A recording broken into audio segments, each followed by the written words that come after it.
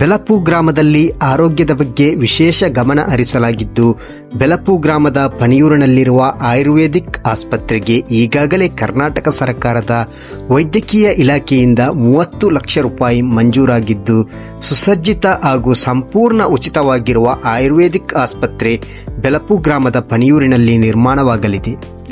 ಹೆಚ್ಚುವರಿ 50 ಲಕ್ಷಕ್ಕಾಗಿ ಎಂಆರ್ಪಿಎಲ್ ಸಂಸ್ಥೆಗೆ ಮನವಿ ಮಾಡಲಾಗಿದೆ ಎಂದು ಬೆಲಪು ಗ್ರಾಮ ಪಂಚಾಯತ್ ಅಧ್ಯಕ್ಷರು, ಗ್ರಾಮಾಭಿವೃದ್ಧಿಯ ಹರಿಕಾರರೂ ಆದ ಡಾಕ್ಟರ್ ದೇವಿಪ್ರಸಾದ್ ಶೆಟ್ಟಿ ಅವರು ತಿಳಿಸಿದ್ದಾರೆ. ಈಗಾಗಲೇ ಬೆಲಪುವಿನಲ್ಲಿ ದಾನಿಗಳ ಸಹಕಾರದಿಂದ ಸುಸಜ್ಜಿತ ಆಸ್ಪತ್ರೆ ನಿರ್ಮಿಸಿ ಗ್ರಾಮದ ಜನರಿಗೆ ಉಚಿತವಾಗಿ ಚಿಕಿತ್ಸೆ ಹಾಗೂ ಮದ್ದು ನೀಡಲಾಗುತ್ತಿದೆ.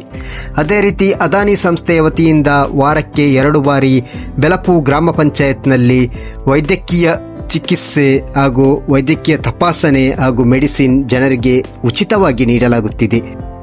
ಉದ್ಯೋಗ, ಶಿಕ್ಷಣದ ಜೊತೆಗೆ ಆರೋಗ್ಯದ ಬಗ್ಗೆ ಕೂಡ ಡಾಕ್ಟರ್ ದೇವಿಪ್ರಸಾದ್ ಶೆಟ್ಟಿ ಅವರು ವಿಶೇಷವಾಗಿ ಒತ್ತು ನೀಡುತ್ತಿದ್ದಾರೆ. ಈಗಾಗಲೇ ಹಲವಾರು ಅಭಿವೃದ್ಧಿ ಕಾರ್ಯಗಳು ನಿರಂತರವಾಗಿ ನಡೆಯುತ್ತಿದ್ದು, ದೇವಿಪ್ರಸಾದ್ ಶೆಟ್ಟಿ ಅವರ ಅವಿರತ ಪ್ರಯತ್ನದಿಂದ ಬೆಲಪು ಗ್ರಾಮ ಸರ್ವತೋಮುಖವಾಗಿ ಅಭಿವೃದ್ಧಿ ಕಾಣುವತ್ತ ದಾಪುಗಾಲು ಇಡುತ್ತಿದೆ.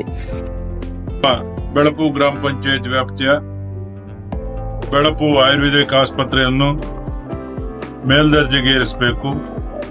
ನಮ್ಮ ಬೆಲಪು, ಪಣಿಯೂರು, ಯಲ್ಲೂರು ಈ ಭಾಗದ ಬಡ ರೋಗಿಗಳಿಗೆ ಆಯುರ್ವೇದಿಕ್ ಚಿಕಿತ್ಸೆಗೆ ಉತ್ತಮ ಅವಕಾಶವನ್ನು ಕಲ್ಪಿಸಿಕೊಡ್ಬೇಕು ಅಂತಾಗಿ ಈಗಾಗಲೇ ನಮ್ಮ ಕರ್ನಾಟಕ ಸರ್ಕಾರದ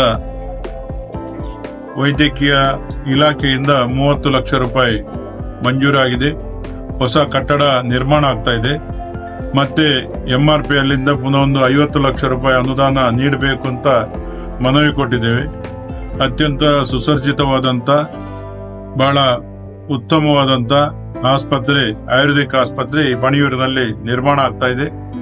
ಅದರೊಂದಿಗೆ ಬೆಲಪುವಿನಲ್ಲಿ ಕೂಡ ಒಂದು ದಿನನಿತ್ಯ ವೈದ್ಯ ಎಲ್ಲ ಉಚಿತ ಔಷಧಿ ನೀಡುವಂತ ಒಂದು ಆಸ್ಪತ್ರೆಯನ್ನು ಕೂಡ ದಾನಿಗಳ ಸಹಕಾರದಿಂದ ನಿರ್ಮಾಣ ಮಾಡಿ ಈಗಾಗಲೇ ಕಾರ್ಯಗತಗೊಳ್ತಾ ಇದೆ.